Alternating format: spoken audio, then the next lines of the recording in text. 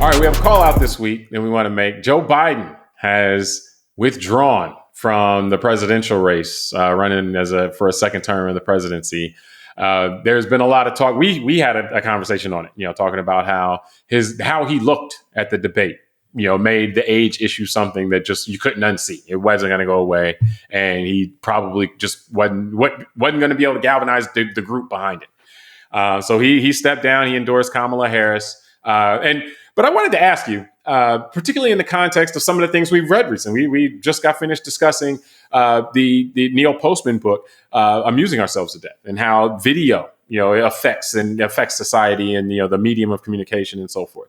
Biden is, 81 years old, but Donald Trump is 78. Like, these guys are very close in age. And so for the issue of age to become such a burden on Biden, one that forced him to come out, and not really be something that's sticking to Trump at all. Do you think there's an unfairness there, some kind of bias, or what do you think's going on there? I think there is something going on. I don't know if I want to call it unfairness. Probably bias is good, meaning people that are biased against Joe Biden, look at every single gaffe he makes, and they don't do the same with Donald Trump. I think you're right in your analysis that, and it's amazing, the discussion we just had on the book, Amusing Ourselves to Death, really crystallizes that idea that if not for television, the way that we, and it must have been different, prior to, 70, 80 years ago, prior before the time that television became a popular medium, that we obviously picked our leaders in different ways, in a nationwide thing.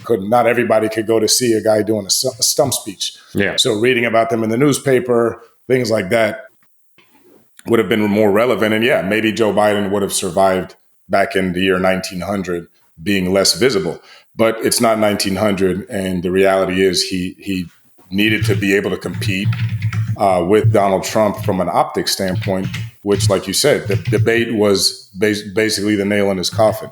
And so, I think it's interesting all around, because it's been a few days now that he's dropped out, and it's amazing the contrast has kind of flipped.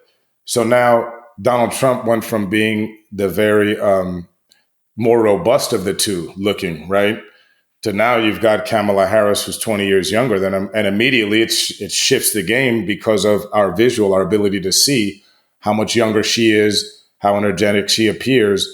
And Donald Trump looks like a guy who's almost 80 now. And people can talk about him being the oldest nominee in presidential history in the United States, so on and so forth. So I think it's like an interesting thing where what was once his strength might now become his weakness, just because Joe Biden stepped out and a younger person stepped in, which then confirms the point you're raising, which is, I guess we're that fickle as a population. No, that's not my point. Yeah. I actually think, what you just said is really interesting to me, in that the Trump, by comparison, and we look at everything in comparisons, so, how attractive, for me or you, we're looking at like a young lady, like how attractive is she? Well, if she's standing next to one person, she may be this attractive. And if she's standing next to another person, she may be more or less attractive, depending on who you're comparing her to. And so in this instance, that's a really interesting point to me that you brought up, saying, okay, well, Trump didn't seem as old because he was standing next to a dude that was older and looked older. And so now that goes to he may not look as good anymore next to somebody who's 20 years younger. The thing that got me, I think there's a bias at play, but I think the bias was strategically created by Trump's campaign and the GOP, and saying, hey, guy's too old, the guy's too old. They set it up so that the people were looking for that. People were on alert for that. Rightfully so. I mean, he's 81. And so if you say somebody, oh yeah, he's too old, and then he gets up there and looks too old, then it's like, okay, well, yeah, that dude is too old. So they primed the public enough, and then he couldn't deliver. Biden couldn't deliver and look spry and young and so forth.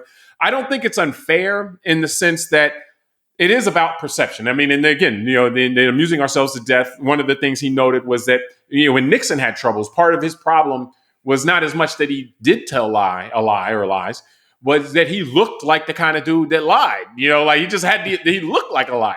And so in this instance, Like Biden's problem probably wasn't the number of his age. It was probably just that he looked like an old Yeah, he looked dude. old. He looked and moved and talked like an old dude. And so you could never look at him and not have that in your mind, especially after you had been primed for it. So I think there was bias at play. I just don't think it was unfair. And then, but I'm fascinated by your point about the point of comparison thing because Biden should have been having a whole bunch of old elderly dudes out there with him, so he could have just looked spry compared have a bunch of 90-year-olds walking around with him. Should have picked the vice president that was like 95.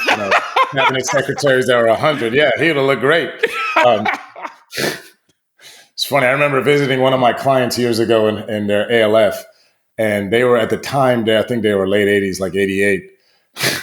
And there must have been like 10 people when I went to have lunch with them at a little cafeteria, the little restaurant area downstairs.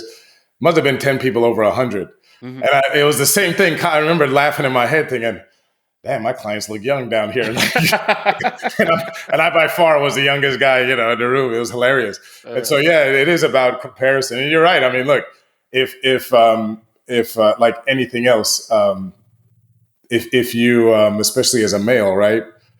I'm okay if I'm 46. If I'm around a bunch of 46-year-old women, I'm gonna start judging how they look in my head based on who I think looks good, who I don't.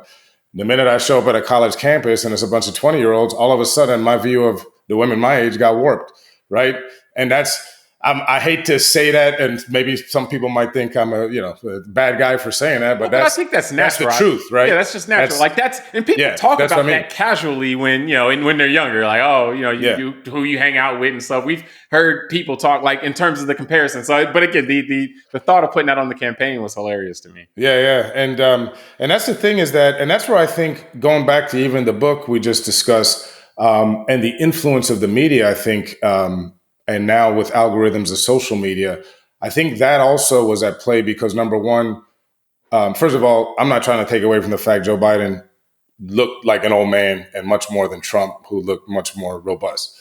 But what I'm saying is the pylon was able to happen through social media with the algorithms because the Republicans are very good at that type of marketing and all that, and Democrats aren't. So there was much more stuff circulating in video form of Joe Biden falling down off his bike or being slow or them joking about him crapping his pants and all that kind of stuff, which again, does work. I mean, that did help develop this perception that he was just unfit due to that stuff.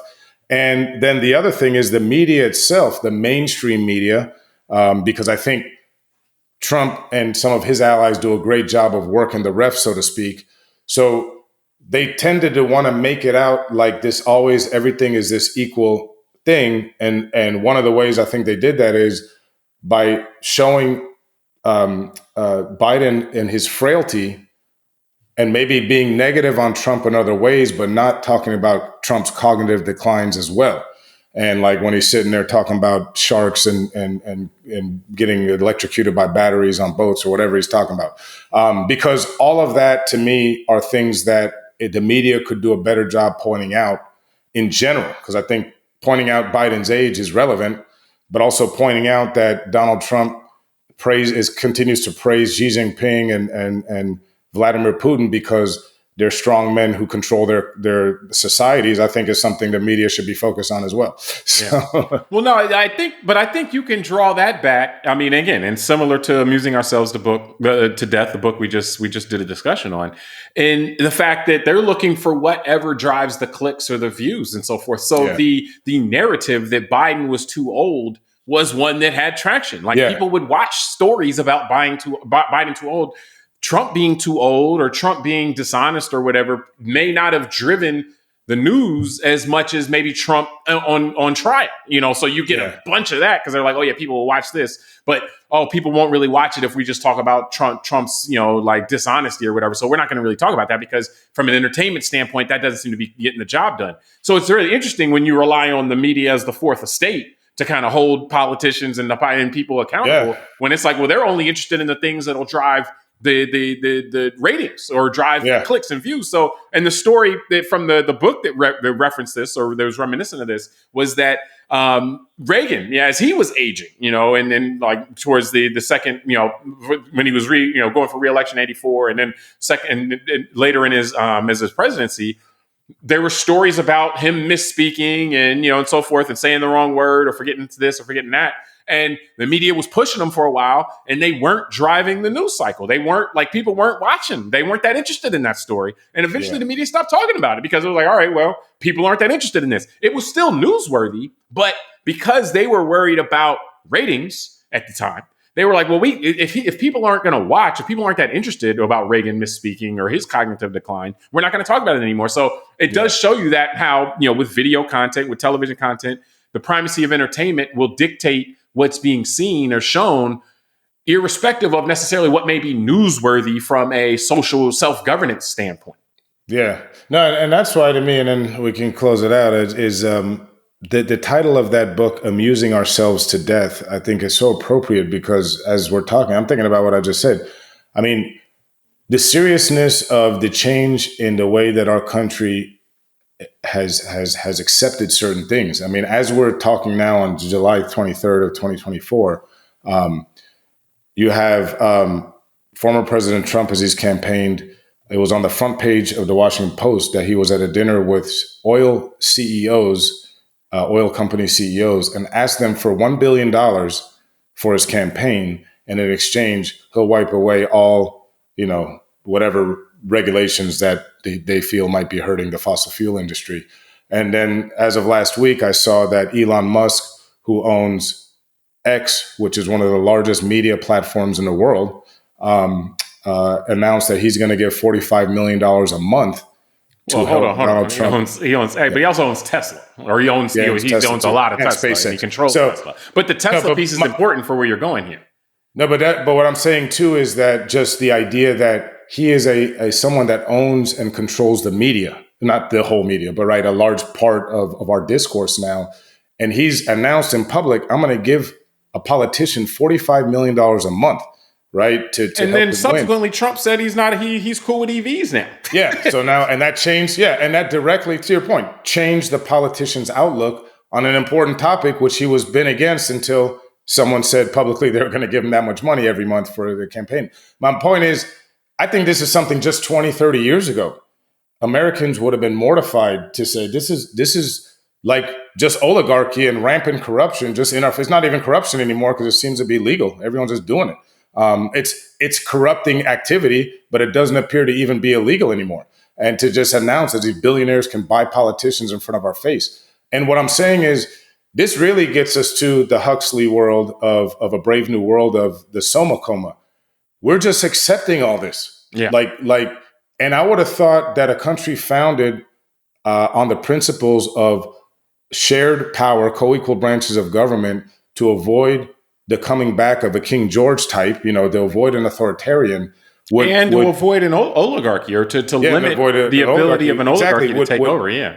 Would be horrified by this. And because of the polarization that the algorithms and that the videos have created, you have enough of this country that is more concerned about not having the people on their side attacked, let's say, or maybe making the other side cry or whatever the case is emotionally that satisfies them, than actually looking at what's going on here. That this is oligarchy. I mean, Elon Musk what it is buying a politician. He's going to buy a potential president of the United States. And what it is basically is that it's people they're more interested in other things. I mean, and that's that gets to the nature. And then, like I said, we just discussed, and you can find it in our archives, our video archives, and it's on our audio archives. The discussion on Neil Postman's book, Amusing Ourselves to Death. And he made that comparison to saying, hey, 1984 Orwellian is not what we need to worry about. It's more of the Huxleyan Brave New World type of situation. And so, yes, if television and video has us more worried about other stuff than corruption, whether that other stuff, however serious that other stuff is, or however even actually realistic that other stuff is, it can have our eyes and we can be in a soma coma basically because, but you got to watch out for this. You got to watch out for this. Don't worry about these people giving me all this money and then I'll do them favors in government or anything like that. because you got to worry about this, so to speak. And that's one of the issues but, with the whole nationalization of everything with news. Because you're right. I mean, think about it. Someone in Maine or Idaho is going to have much more concern over the southern border, let's say, than they would about actually a few billionaires buying a president. And I think that the southern border is very important. But I think that's something that, our politicians are supposed to come together and have debates and solve that. If we have a country where our leadership is really bought in our face by billionaires, it's going to be a lot harder to upend that and to fix that. So, anyway. I mean, and that's the concern right now. And that's the concern. If we see all this stuff and we can be easily led astray or distracted and so forth from issues of integrity, honesty, and so forth, then we're in trouble. And then I'll give the quote from Walter Lippmann again from the book: "Society cannot have liberty if it loses the ability to detect lies." So on that, we'll close up this call out. Hope you enjoyed it. Check out the whole episode as well, discussing amusing ourselves to death. And we'll talk to you next time.